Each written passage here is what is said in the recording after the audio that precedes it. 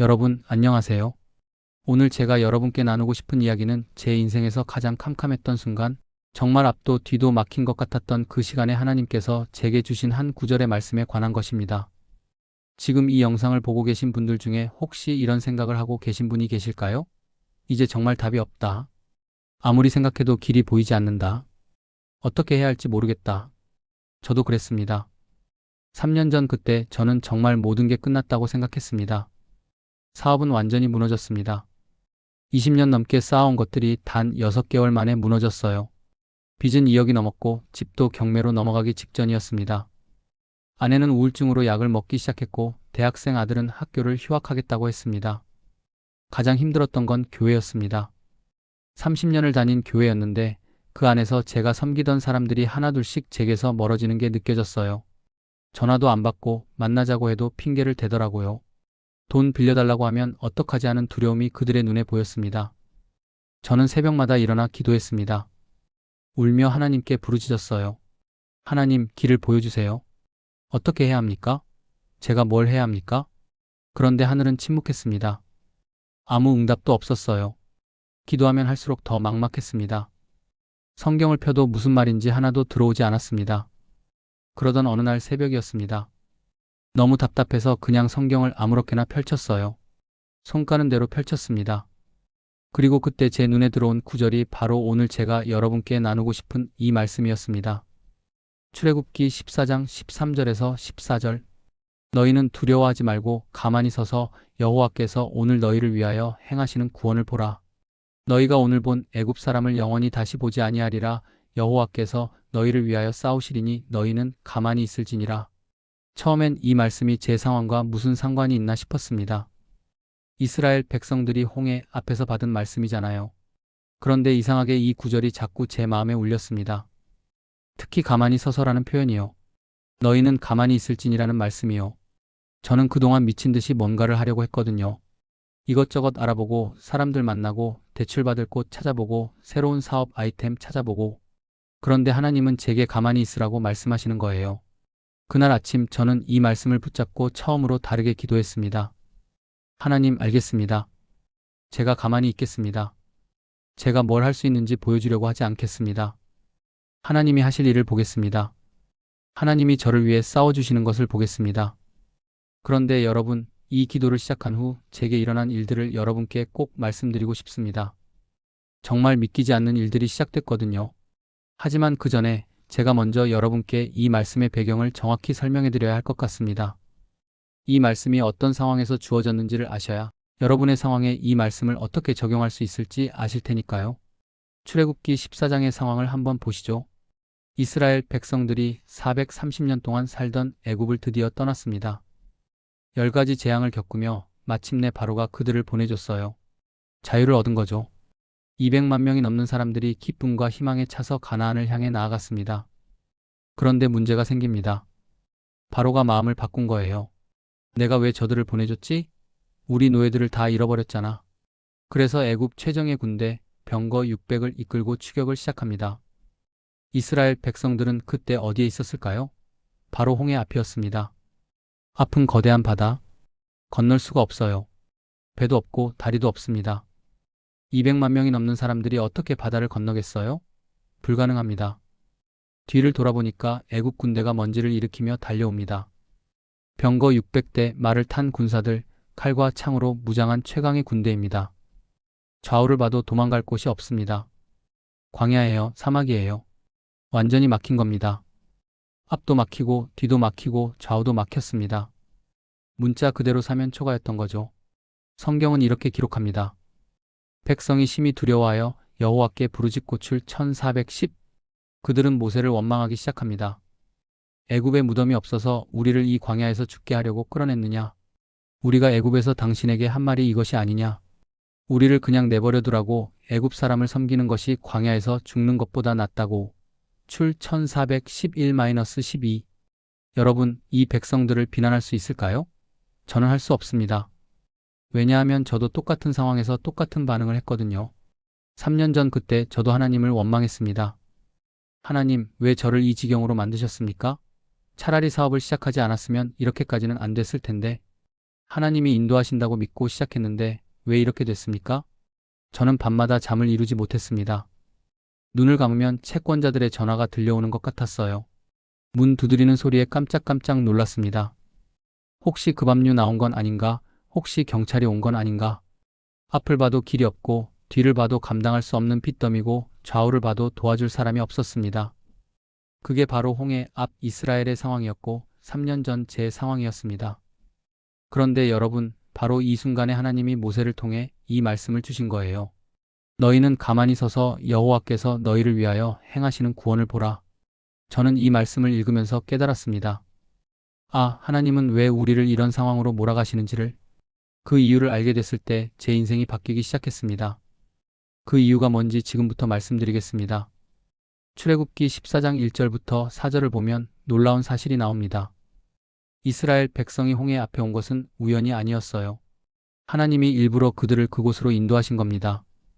여호와께서 모세에게 말씀하여 이르시되 이스라엘 자손에게 명령하여 돌이켜 바다와 믹돌 사이의 비아히롯 앞 곧 바알스본 맞은편 바닷가에 장막을 치게 하라. 바로가 이스라엘 자손에 대하여 말하기를 그들이 그 땅에서 멀리 떠나 광야에 갇혔다 할지라 내가 바로의 마음을 완악하게 한즉 바로가 그들의 뒤를 따르리니 내가 그와 그의 온 군대로 말미암아 영광을 얻어 애굽 사람들이 나를 여호와인 줄 알게 하리라. 보세요. 하나님이 직접 그들을 홍해 앞으로 인도하셨고 심지어 바로의 마음을 완악하게 하셔서 추격하게 만드신 겁니다. 왜 그러셨을까요? 내가 그와 그의 온 군대로 말미암아 영광을 얻어.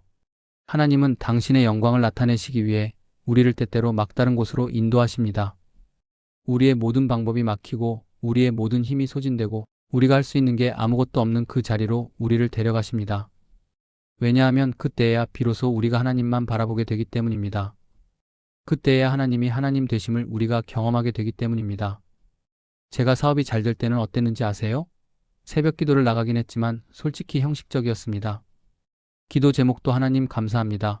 사업 잘 되게 해주세요. 계약 잘 되게 해주세요. 이런 거였어요. 하나님을 의지한다고 했지만 사실은 제 능력을 의지했습니다. 제 경험을, 제 인맥을, 제 전략을 믿었던 거죠. 하나님은 그냥 제 계획에 도장 찍어주시는 분이었습니다. 그런데 모든 게 무너지고 나니까 정말 하나님밖에 없더라고요. 제 능력으로는 한 푼도 갚을 수 없는 빚이었어요.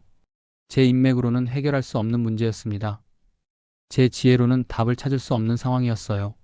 바로 그때 하나님이 이 말씀을 주신 겁니다. 너는 가만히 서 있어라. 내가 일하는 것을 봐라. 내가 너를 위해 싸울 것이다. 여러분, 혹시 지금 막다른 곳에 서 계십니까? 앞도 뒤도 막힌 것 같습니까? 그렇다면 이것만은 기억하세요. 그곳이 바로 하나님이 당신을 인도하신 자리일 수 있다는 것을요. 하나님이 당신을 그곳에 세우신 이유는 당신을 망하게 하려는 게 아닙니다. 당신에게 하나님의 영광을 보여주시기 위함입니다.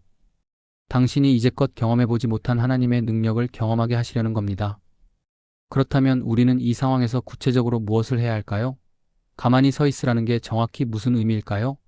저는 이 말씀을 붙잡고 기도하면서 세 가지를 깨달았습니다. 이 세 가지를 실천했을 때 제 상황이 정말로 바뀌기 시작했어요. 지금부터 그 첫 번째를 말씀드리겠습니다. 가만히 있으라의 첫 번째 의미는 이겁니다. 내 방법으로 급하게 해결하려는 시도를 멈추라는 것입니다. 우리는 문제가 생기면 본능적으로 뭔가를 하려고 합니다. 급하게 움직이려고 해요. 이것저것 시도해 보려고 하죠. 물론 아무것도 안 하고 그냥 누워 있으라는 말씀이 아닙니다. 하나님은 게으름을 좋아하지 않으세요. 그런데 여기서 가만히 있으라는 말은 내 생각으로, 내 방법으로, 내 힘으로 급하게 뭔가를 하려는 시도를 멈추라는 뜻입니다. 저는 사업이 무너질 때 이것저것 시도를 많이 했습니다. 새로운 사업 아이템을 찾아봤어요. 이것도 해보고 저것도 해봤습니다. 지푸라기라도 잡는 심정으로 이상한 투자 이야기도 들어봤어요. 몇 달만 투자하면 몇 배가 된다는 말에 솔깃했습니다. 아는 사람들한테 연락도 다 돌렸어요. 지금 좀 어려운데 혹시 일 좀 소개해 줄 수 있어? 체면도 다 버렸습니다. 친척들한테도 손을 벌렸어요. 동생한테, 처남한테, 심지어 처제한테까지. 급한 거 좀 빌려줄 수 있어? 꼭 갚을게. 그런데 아시겠지만 이런 급한 마음으로 하는 것들이 잘 안 됩니다. 오히려 상황을 더 악화시키기도 해요. 제 경우에는 급한 마음에 어떤 사업 제안을 받았는데 나중에 알고 보니 다단계 비슷한 거였어요. 1천만 원을 투자했다가 그것마저 날렸습니다. 정말 어리석었죠. 친척들한테 빌린 돈은 제때 갚지 못해서 관계만 나빠졌어요. 명절에 얼굴 보기가 너무 창피했습니다. 그때 하나님이 제게 이 말씀을 주신 거예요. 가만히 있어라. 처음에는 이해가 안 됐어요. 하나님, 가만히 있으면 어떡합니까? 당장 내일 갚아야 할 돈이 있는데, 다음 주에 만기되는 어음이 있는데, 가만히 있으라고요? 그런데 기도하면서 깨달았습니다. 하나님이 원하시는 건 제가 아무것도 안 하는 게 아니라 제 방법을 내려놓고 하나님의 방법을 기다리는 거였어요. 그래서 저는 결단했습니다. 더 이상 급하게 이것저것 시도하지 않기로요. 더 이상 제 힘으로 뭔가를 하려고 애쓰지 않기로요. 대신 매일 새벽 이 말씀을 붙잡고 기도하기로 했습니다. 하나님, 제가 가만히 있겠습니다. 제 방법으로 해결하려고 하지 않겠습니다. 하나님의 방법을 기다리겠습니다. 하나님이 저를 위해 싸워주시는 것을 보겠습니다. 그리고 한 가지를 더 했습니다. 제가 할 수 있는 작은 일들, 정직하게 할 수 있는 일들을 성실히 했습니다. 예를 들어 채권자들한테 연락이 오면 도망가지 않고 받았어요. 그리고 솔직하게 말했습니다. 지금 당장 드릴 수는 없지만 제가 할 수 있는 만큼 최선을 다하겠습니다. 조금씩이라도 갚아나가겠습니다. 또 아직 제게 남아있는 기술이 있었어요. 저는 건축 관련 일을 했었거든요. 그래서 작은 일이라도 받아서 성실히 했습니다. 일당을 받는 일도 마다하지 않았어요. 그런데 여러분, 이렇게 제 방법을 내려놓고 작은 순종을 시작했을 때 신기한 일이 일어나기 시작했습니다. 제가 전혀 예상하지 못한 방향에서 문이 열리기 시작한 거예요. 그 이야기를 하기 전에 가만히 있으라의 두 번째 의미를 먼저 말씀드려야겠습니다. 이게 정말 중요하거든요. 가만히 있으라의 두 번째 의미는 이겁니다. 두려움과 불안으로 마음이 흔들리는 것을 멈추라는 것입니다. 출애굽기 14장 13절을 다시 보면 이렇게 시작합니다. 너희는 두려워하지 말고 가만히 서서. 두려워하지 말라는 말씀이 먼저 나옵니다. 왜냐하면 우리가 가장 먼저 해야 할 일이 바로 두려움을 내려놓는 것이기 때문입니다. 홍해 앞에 선 이스라엘 백성들은 두려웠을 겁니다. 당연하죠. 뒤에서는 애국 군대가 달려오는데 앞은 바다로 막혔으니까요. 그들의 눈에는 죽음만 보였을 거예요. 우리는 이제 끝이다. 죽는다. 저도 그랬습니다. 밤마다 두려움이 저를 엄습했어요. 이제 정말 끝이다. 집도 잃고 가족도 다 흩어지고 나는 폐인이 되는 거다. 아침에 눈을 뜨면 가슴이 먼저 답답해졌습니다. 오늘은 또 무슨 일이 생길까? 어떤 안 좋은 소식이 들려올까? 전화벨만 울려도 심장이 철렁 내려앉았어요. 또 빚독촉인가? 또 안 좋은 소식인가? 사람들을 만나는 것도 두려웠습니다. 나를 어떻게 볼까? 저 사람 망했다고 수군거리지 않을까?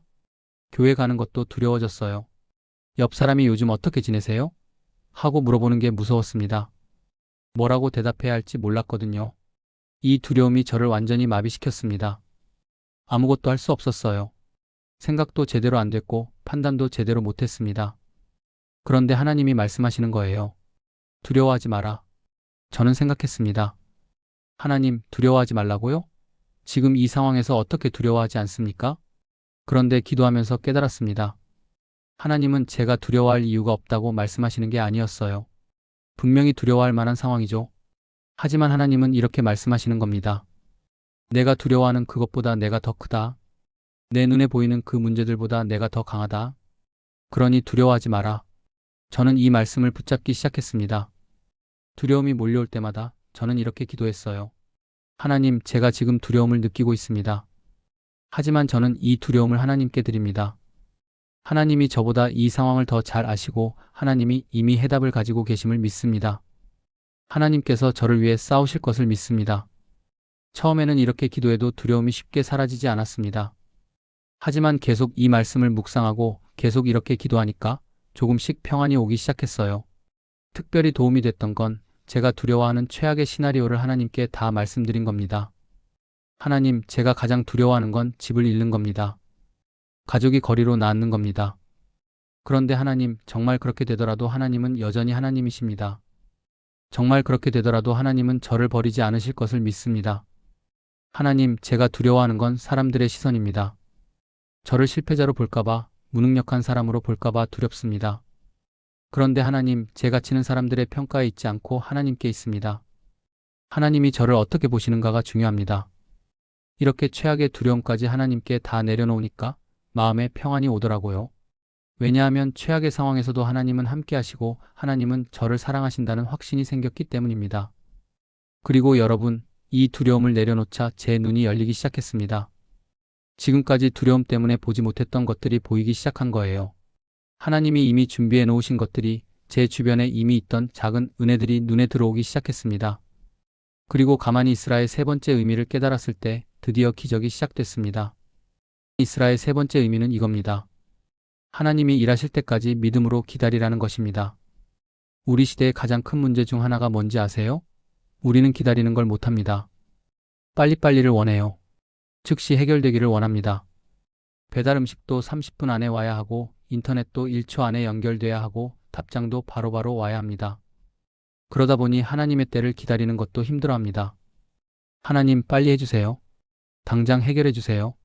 그런데 하나님은 우리의 시간표대로 일하지 않으세요. 하나님은 하나님의 때가 있습니다. 그리고 그때가 가장 완벽한 때입니다. 홍해 앞에 선 이스라엘 백성들은 기다려야 했습니다. 모세가 말했잖아요. 가만히 서서 여호와께서 오늘 너희를 위하여 행하시는 구원을 보라. 오늘 하나님이 일하신다는 거예요. 하지만 그들은 하나님이 일하시기까지 기다려야 했습니다. 저도 기다려야 했습니다. 이 말씀을 붙잡고 기도하기 시작했지만 당장은 아무것도 변하지 않았어요. 빚은 그대로였고, 채권자들의 전화는 계속 왔고, 통장 잔고는 여전히 마이너스였습니다. 2주가 지나도 아무 일도 안 일어났어요. 한 달이 지나도 마찬가지였습니다. 솔직히 말하면 그 기간이 정말 힘들었습니다. 정말 하나님이 일하고 계신 걸까? 내가 잘못 듣고 있는 건 아닐까? 그런데 저는 계속 이 말씀을 붙잡았습니다. 매일 새벽 이 구절을 읽고 기도했어요. 하나님, 제가 가만히 서 있겠습니다. 하나님께서 일하시는 것을 보겠습니다. 하나님의 때를 기다리겠습니다. 그리고 기다리는 동안 저는 제가 할 수 있는 것들을 했습니다. 채권자들한테 성실히 연락했고 조금씩이라도 갚아나갔어요. 일당을 받는 일이라도 최선을 다했습니다. 가족들과 대화하려고 노력했고 교회 예배도 빠지지 않았습니다. 그리고 가장 중요했던 건 매일 이 말씀을 묵상하고 기도한 겁니다. 하루도 빠짐없이요. 어떤 날은 기도하다가 울었습니다. 하나님, 언제까지입니까? 언제까지 기다려야 합니까? 어떤 날은 기도가 안 나올 때도 있었어요. 그냥 성경을 펴놓고 앉아있기만 했습니다. 그런데 신기한 게 그렇게 하나님 앞에 앉아있는 동안 평안이 왔어요. 설명할 수 없는 평안이요. 상황은 여전히 어려운데 마음에는 평안이 있는 거예요. 문제는 해결되지 않았는데 두려움은 사라지는 거예요. 그리고 6주가 됐을 때였습니다. 아주 작은 변화가 시작됐어요. 제가 일하던 곳의 사장님이 저를 부르더니 한 프로젝트를 맡겨주시는 거예요. 자네가 이 일 할 수 있겠나? 급하게 사람이 필요한데. 그 일은 제가 예전에 하던 일과 비슷한 거였어요. 하지만 전 지금 일용직 노동자 신세였잖아요. 그런 제게 프로젝트를 맡기다니. 나중에 알고 보니 그 사장님이 제 상황을 아시고 일부러 기회를 주신 거더라고요. 그 프로젝트로 받은 돈은 크지 않았습니다. 하지만 그게 시작이었어요. 그리고 여러분, 그 다음부터 제가 경험한 일들은 정말 하나님이 아니시면 설명할 수 없는 일들이었습니다. 마치 홍해가 갈라지듯이 제 앞에 막혔던 길들이 하나씩 열리기 시작했어요. 그 놀라운 이야기들을 지금부터 하나씩 여러분께 나눠드리겠습니다. 정말 믿기지 않으실 수도 있지만 이 모든 게 사실입니다. 그 프로젝트를 마치고 한 달쯤 됐을 때였습니다. 어느 날 오후 제가 집에 있는데 전화 한 통이 왔어요. 모르는 번호였습니다. 요즘은 모르는 번호는 잘 안 받잖아요. 그런데 그날따라 받았습니다. 여보세요, 김영준 선배님이시죠? 저 홍대 후배 이민수인데요. 완전히 뜻밖이었어요. 그 후배는 제가 회사 다닐 때 잠깐 알고 지냈던 사람인데 연락한 지가 한 7-8년 됐거든요. 선배님, 갑자기 연락드려서 죄송한데요. 제가 지금 건설 쪽 일을 하고 있는데 선배님 생각이 나서 연락드렸어요. 혹시 시간 되시면 한번 만나 뵐 수 있을까요? 저는 혹시 제 소문을 듣고 피하려는 건 아닐까? 걱정이 됐어요. 그런데 다른 한편으로는 만나야 하는 게 아닐까? 하는 마음이 들었습니다. 그래서 만났어요. 커피숍에서요. 그 후배가 말하더라고요. 선배님, 저희 회사에서 지금 아파트 리모델링 프로젝트를 진행 중인데 현장 관리할 분이 필요해요. 선배님 경력을 생각하면 과분한 자리일 수도 있지만 혹시 관심 있으세요? 저는 솔직하게 말했습니다. 민수야, 내가 지금 상황이 안 좋아. 사업 망하고 빚도 많고. 그런 날을 써도 괜찮겠어? 그 후배가 웃으면서 말하더군요. 선배님, 저는 선배님의 실력을 알아요. 그리고 선배님이 얼마나 성실한 분인지도 알고요. 과거는 중요하지 않습니다. 지금부터가 중요하죠. 눈물이 날 뻔했습니다. 그렇게 저는 다시 현장 관리 일을 시작하게 됐어요. 월급이 그렇게 많지는 않았지만 안정적인 수입이 생긴 거죠. 그런데 더 놀라운 건 그 다음이었습니다. 그 프로젝트를 시작하고 2주쯤 됐을 때 제가 현장을 관리하는 모습을 보신 건물주분이 저를 부르시더라고요. 관리자분, 일하시는 걸 봤는데 정말 꼼꼼하시고 성실하시네요. 혹시 명함 좀 주실 수 있나요? 제가 다른 건물도 몇 개 있는데 나중에 일이 생기면 연락드리고 싶어서요. 그리고 한 달 후 정말로 그분한테 전화가 왔습니다. 다른 건물 리모델링 건이 생겼는데 제게 맡기고 싶다는 거예요. 이번에는 제가 직접 계약을 하는 형태였습니다. 하청이 아니라 직접 계약이요. 수익이 훨씬 좋았어요. 저는 그때 깨달았습니다. 아, 이게 하나님이 일하시는 방법이구나. 하나님은 제가 예상한 방법으로 일하지 않으셨어요. 저는 빚을 갚을 큰돈이 갑자기 생기거나 복권에 당첨되거나 그런 걸 기대했었거든요. 하지만 하나님은 7-8년 전에 알던 후배를 통해 문을 여셨어요. 그리고 그 문을 통해 또 다른 문을 여셨습니다. 그리고 이 모든 게 시작된 건 제가 이 말씀을 붙잡고 기도하고 6주가 지났을 때부터였어요. 제가 가만히 서서 하나님이 일하시는 것을 본 겁니다. 하지만 여러분, 이게 끝이 아니었습니다. 사실 이건 시작에 불과했어요. 그 다음에 일어난 두 번째 기적은 저조차도 믿기지 않을 정도였습니다. 제가 가장 포기했던 것, 제가 가장 절망했던 그 부분에서 하나님이 일하시기 시작한 거예요. 제가 일을 다시 시작하고 3개월쯤 됐을 때였습니다. 수입이 조금씩 생기니까 빚을 갚기 시작할 수 있었어요. 많이는 아니지만 매달 조금씩 갚아나갔습니다. 채권자들한테 연락해서 상황을 설명했어요. 지금은 조금밖에 드릴 수 없지만 매달 성실히 갚아나가겠습니다. 도망가지 않겠습니다. 놀랍게도 대부분의 사람들이 이해해줬어요. 어떤 분은 천천히 하세요. 무리하지 마시고요 라고 말씀하시기도 했습니다. 그런데 가장 힘들었던 건 빚보다 관계였습니다. 특히 교회 안에서의 관계요. 제가 어려워지고 나서 저를 피하던 사람들, 연락을 끊었던 사람들, 그 상처가 빚보다 더 깊었어요. 저는 생각했습니다. 그래, 사람이란 게 다 그렇지. 잘 될 때는 모여들고 안 되면 떠나는 거지. 그래서 교회는 나갔지만 사람들과는 거리를 뒀습니다. 예배만 드리고 바로 나왔어요. 누구한테도 먼저 말 걸지 않았습니다. 그런데 어느 주일이었어요. 예배를 마치고 나가려는데 한 집사님이 제 앞을 막아서시더라고요. 제가 교회 다닐 때 같이 구역 모임을 했던 분이셨어요. 영준 집사님, 잠깐만요. 저는 뭐라고 하시려나? 긴장했어요. 그분이 말씀하시더라고요. 집사님, 제가 그동안 정말 미안했어요. 집사님이 힘든 거 알면서도 제가 피했어요. 솔직히 말하면 저한테 돈 빌려달라고 하실까봐 두려웠어요. 정말 죄송해요. 그리고 눈물을 흘리시는 거예요. 저는 너무 놀라서 말이 안 나왔어요. 제가 먼저 말을 꺼냈습니다. 아니에요, 집사님. 이해합니다. 저도 똑같은 입장이었으면 그랬을 것 같아요. 그분이 계속 말씀하셨어요. 그런데 지난주에 새벽기도 나왔는데 목사님이 출애굽기 말씀을 전하시더라고요. 홍해 앞에 선 이스라엘 백성을 하나님이 구원하신 이야기요. 그 말씀을 들으면서 집사님 생각이 났어요. 그리고 하나님이 제 마음에 말씀하시는 것 같았어요. 너는 내 형제를 버렸다고요. 저는 그 말을 듣고 울컥했습니다. 그분이 계속 말씀하셨어요. 집사님, 제가 지금이라도 뭘 도와드릴 수 있을까요? 돈은 많이 없지만 뭐라도 하고 싶어요. 저는 고개를 저었어요. 집사님, 이렇게 말씀해 주시는 것만으로도 충분합니다. 정말 감사합니다. 그리고 그날 이후 놀라운 일들이 일어났습니다. 그 집사님이 다른 사람들한테 제 이야기를 했나 봐요. 하나둘씩 사람들이 다가오기 시작했어요.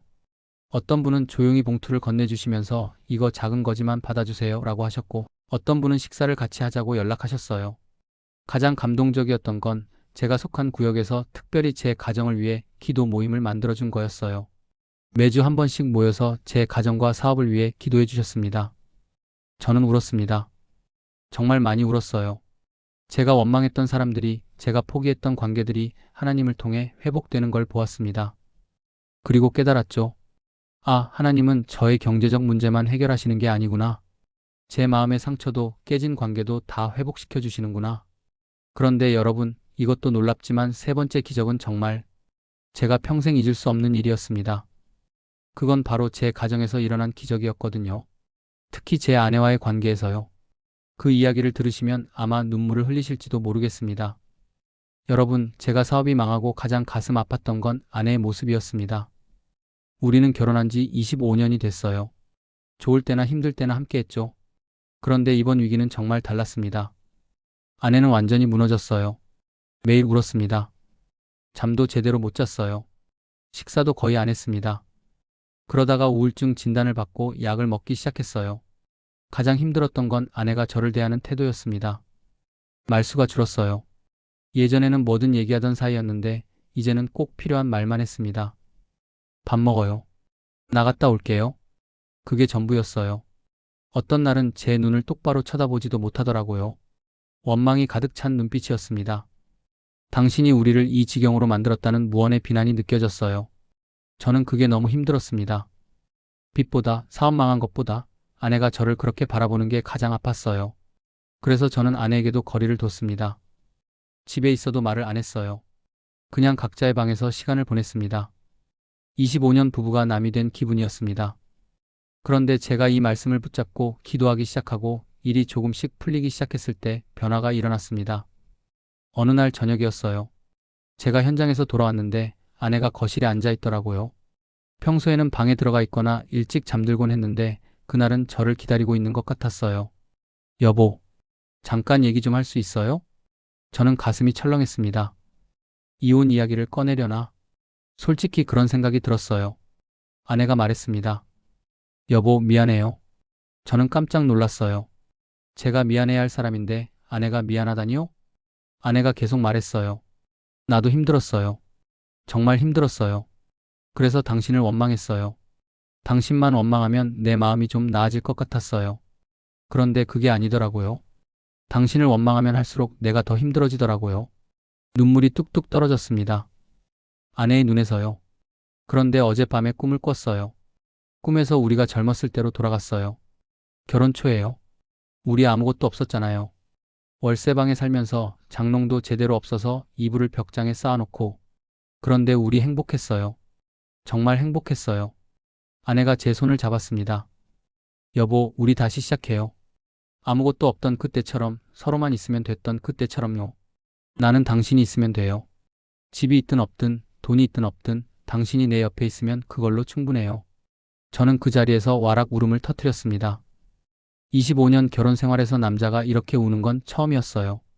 아내 앞에서 이렇게 울어본 적이 없었습니다. 미안해. 정말 미안해.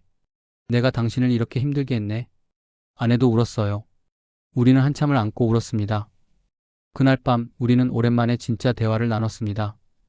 서로의 아픔에 대해, 서로의 두려움에 대해, 그리고 서로에 대한 미안함과 사랑에 대해 얘기했어요. 그리고 아내가 말했습니다. 여보, 나도 기도할래요. 당신이 요즘 매일 새벽에 기도하는 거 알아요. 나도 같이 기도하고 싶어요. 다음날 새벽부터 아내가 저와 함께 기도했습니다. 처음에는 아내가 기도를 잘 못했어요. 울기만 했습니다. 하나님, 저희를 도와주세요. 그것밖에 못했어요. 그런데 매일 함께 기도하다 보니 아내의 기도가 바뀌기 시작했습니다. 하나님 감사합니다. 남편이 포기하지 않고 일어서려고 하는 걸 보게 해주셔서 감사합니다. 그동안 제가 남편에게 힘이 되지 못하고 짐만 됐습니다. 이제는 제가 남편의 힘이 되고 싶습니다. 아내의 얼굴에 생기가 돌기 시작했어요. 우울증 약도 조금씩 줄여나갔습니다. 밥도 잘 먹고 잠도 잘 자기 시작했어요. 그리고 무엇보다 우리 집에 웃음이 돌아왔습니다. 어느 날 저녁 아내가 제가 좋아하는 음식을 해놨어요. 된장찌개였는데 우리 처음 결혼했을 때 자주 먹던 거였습니다. 여보, 요즘 현장 일하느라 힘들잖아요. 힘내라고 만들었어요. 저는 그 된장찌개를 먹으면서 또 울었습니다. 이번에는 기쁨의 눈물이었어요. 25년 전 월세방에서 아내가 처음 끓여준 된장찌개의 맛이었습니다. 그때의 행복이 다시 돌아온 기분이었어요. 그날 저는 깨달았습니다. 하나님이 제게 주신 것이 무엇인지를요. 하나님은 단순히 제 경제적 문제만 해결해 주시는 게 아니었어요. 하나님은 제 가정을 회복시켜 주셨습니다. 제 아내를 돌려주셨어요. 우리의 사랑을 다시 회복시켜 주셨습니다. 그리고 여러분, 이 가정의 회복은 더 큰 기적의 시작이었습니다. 왜냐하면 제 아들에게도 변화가 일어나기 시작했거든요. 그리고 마침내 제가 가장 불가능하다고 생각했던 그 일이 일어났습니다. 2억이 넘던 빚이 청산되기 시작한 거예요. 어떻게 그런 일이 가능했는지 지금부터 말씀드리겠습니다. 아내와의 관계가 회복되고 나서 집안 분위기가 완전히 달라졌습니다. 특히 제 아들이 변했어요. 휴학하겠다고 했던 아들이 다시 학교를 다니기 시작했습니다. 그리고 어느 날 저한테 와서 이렇게 말하더라고요. 아빠, 저도 알바해서 생활비는 제가 벌게요. 아빠한테 부담 드리기 싫어요. 23살 아들이 그렇게 말하는데 제 가슴이 미어졌습니다. 자식이 이렇게 철이 들다니. 기쁘면서도 미안했어요. 아들아, 고맙다. 아빠가 힘을 낼게. 그리고 저는 더 열심히 일했습니다. 현장 일을 하면서 주말에는 다른 작은 일도 받았어요. 쉬는 날 없이 일했습니다. 힘들었지만 이제는 희망이 있었어요. 가족들이 저를 응원해주고 있었거든요. 그렇게 6개월이 지났을 때 첫 번째 큰 변화가 왔습니다. 제가 관리하던 리모델링 프로젝트가 성공적으로 끝났어요. 건물주가 너무 만족해 하시면서 보너스를 주셨습니다. 제가 예상했던 것보다 훨씬 많은 금액이었어요. 그리고 그분이 말씀하시더라고요. 김 소장님, 제 친구가 상가 건물을 하나 갖고 있는데 리모델링이 필요하대요.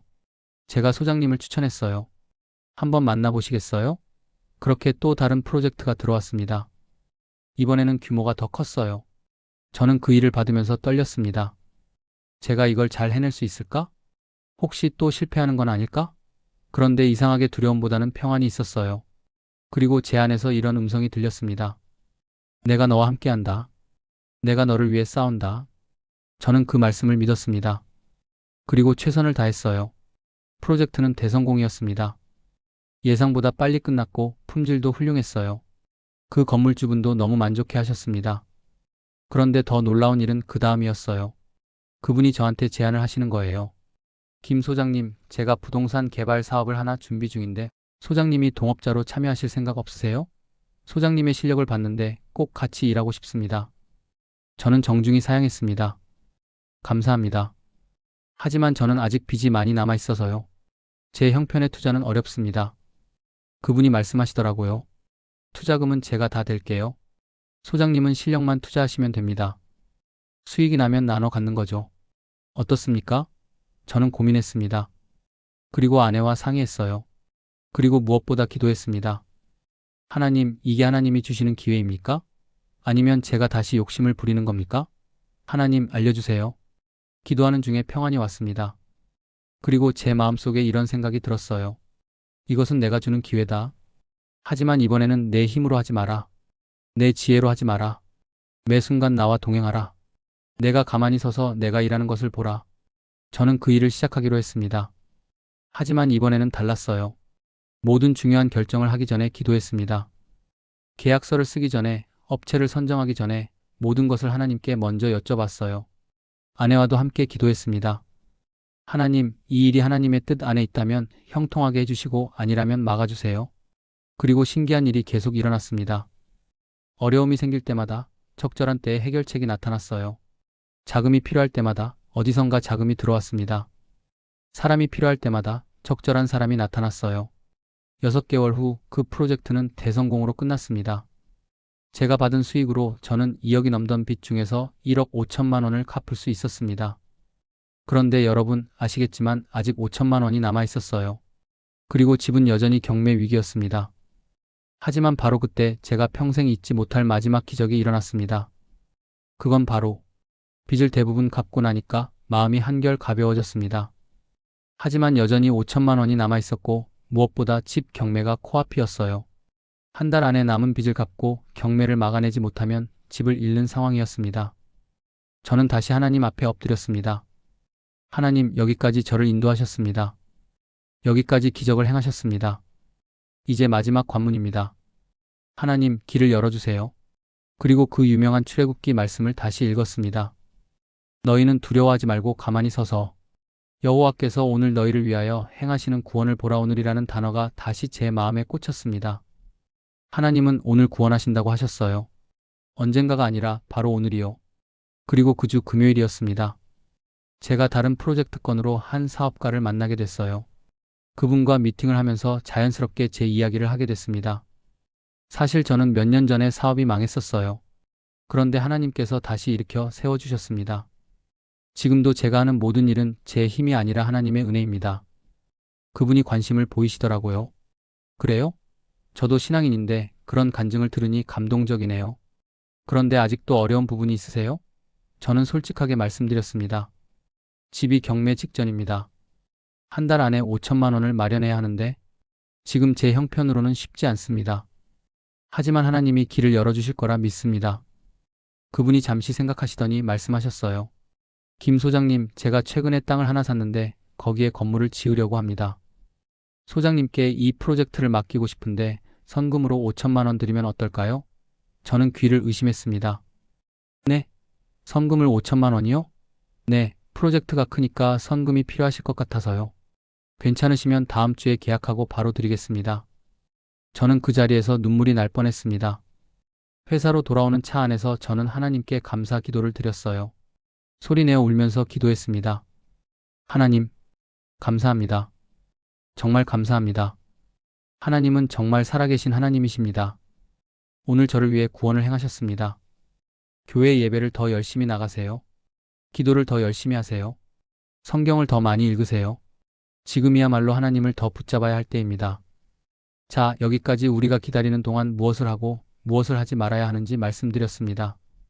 이제 마지막으로 가장 중요한 이야기를 하려고 합니다. 바로 당신도 할 수 있다는 이야기입니다. 제 이야기를 듣고 좋은 간증이네로 끝나면 안 됩니다. 여러분도 지금 시작할 수 있어요. 지금부터 그 방법을 구체적으로 알려드리겠습니다. 여러분, 지금까지 제 이야기를 들으셨습니다. 혹시 이런 생각을 하고 계신 분이 계십니까? 좋은 간증이네. 저 사람은 운이 좋았나 봐. 하나님이 저 사람은 특별히 도우셨나 봐. 아닙니다. 저는 특별한 사람이 아닙니다. 저는 여러분과 똑같은 평범한 사람입니다. 믿음도 약했고, 기도도 잘 못했고, 성경 지식도 많지 않았어요. 오히려 여러분보다 못했을 수도 있습니다.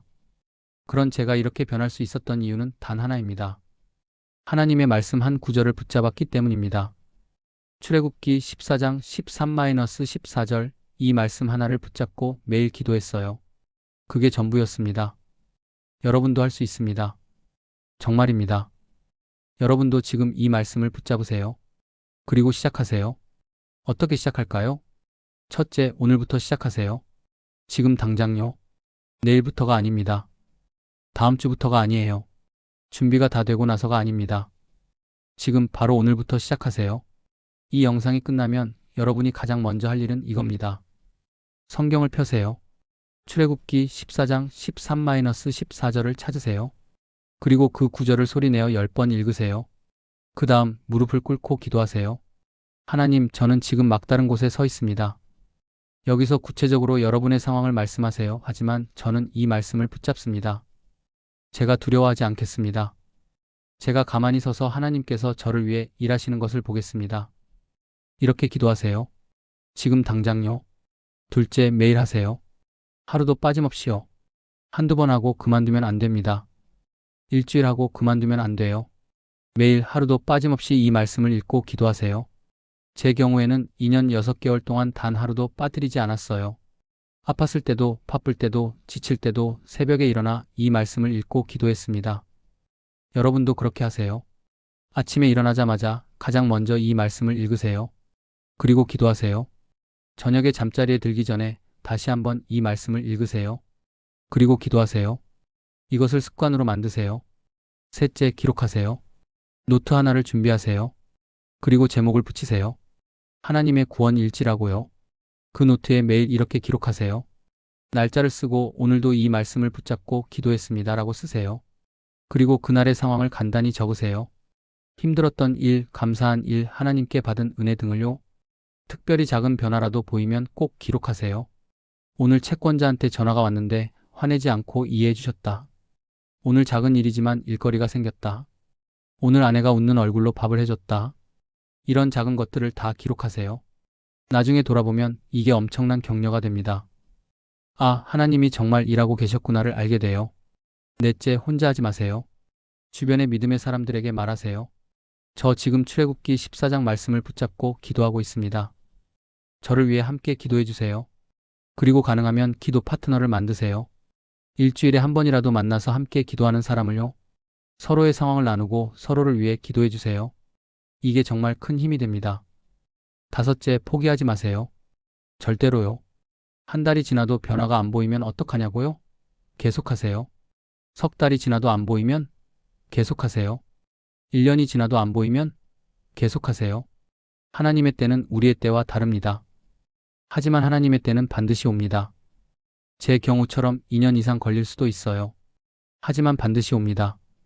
그러니 포기하지 마세요. 여러분, 지금까지 제가 말씀드린 모든 것을 한 문장으로 정리하면 이겁니다. 막다른 곳에서 이 말씀을 붙잡고 하나님을 신뢰하라. 이게 전부입니다. 그런데 여기서 한 가지 더 말씀드리고 싶은 게 있어요. 바로 이 모든 것의 궁극적인 의미에 대해서입니다. 왜 하나님은 우리를 홍해 앞으로 인도하실까요? 그 깊은 이유를 이제 말씀드리겠습니다. 여러분, 하나님이 홍해를 가르신 이유가 뭘까요? 단순히 이스라엘 백성을 구원하시기 위해서였을까요? 물론 그것도 이유입니다. 하지만 더 깊은 이유가 있습니다. 출애굽기 14장 4절을 다시 보세요. 내가 바로의 마음을 완악하게 한즉 바로가 그들의 뒤를 따르리니 내가 그와 그의 온 군대로 말미암아 영광을 얻어 애굽 사람들이 나를 여호와인 줄 알게 하리라. 그리고 18절에도 같은 말씀이 나옵니다. 내가 바로와 그의 모든 병거와 마병으로 말미암아 영광을 얻을 때에야 애굽 사람들이 나를 여호와인 줄 알리라. 보세요. 하나님의 궁극적인 목적은 하나님이 하나님 되심을 나타내는 것입니다. 하나님은 당신의 백성을 통해 불가능한 상황을 통해 당신의 영광을 나타내기를 원하십니다. 그래서 하나님은 때때로 우리를 막다른 곳으로 인도하십니다. 우리의 모든 방법이 막히고 우리의 모든 힘이 소진되는 그곳으로요. 왜냐하면 그곳에서 하나님이 일하실 때 모든 사람이 알게 되기 때문입니다. 아, 이것은 사람의 힘이 아니다. 이것은 하나님이 하신 일이다. 제 경우를 생각해 보세요. 2억이 넘는 빚을 제 힘으로 갚을 수 있었을까요? 불가능했습니다. 그런데 그 빚이 다 청산됐어요. 사람들이 뭐라고 했을까요? 김 소장님 대단하시네요. 어떻게 그 많은 빚을 다 갚으셨어요? 저는 이렇게 대답했습니다. 제가 한 게 아닙니다. 하나님이 하셨습니다. 저는 그냥 하나님의 말씀을 붙잡고 기도했을 뿐입니다. 나머지는 다 하나님이 하셨어요. 그러면 사람들이 놀라워했어요. 정말 하나님이 살아계신가 봐요. 여러분, 이게 하나님이 원하시는 겁니다. 여러분의 삶을 통해, 여러분의 간증을 통해 사람들이 하나님을 알게 되는 것이요.